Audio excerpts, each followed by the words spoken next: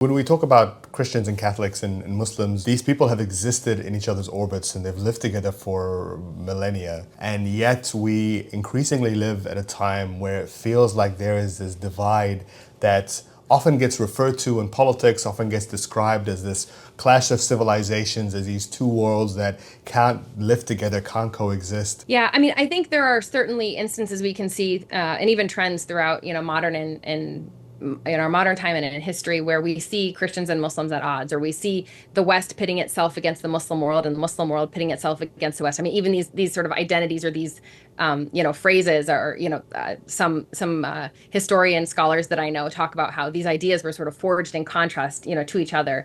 And these identities and in certain ways are salient for people, this kind of oppositional identity. But when you actually dig deeper into actual lived human experience, I think it's a lot more complicated, and there's a lot more coexistence and ordinary living. And that's one of the reasons why Pope Francis's encounter with the Grand Imam of Al Azhar and with the Ayatollah in Iraq, Ali Sistani, and these sorts of relationships were so important to highlight, because they do upset that conventional wisdom of a clash between Christians and Muslims. In my work, a lot of what I've been trying to do more recently is to sort of highlight these positive relations. Or like, I just wrote a piece when Pope Francis got out of the hospital about all of the messages from Muslims that I had received, that I saw on social media, with Muslims wishing the Pope good health and indicate, them sharing that they'd prayed for him, because that is what's more common, I think.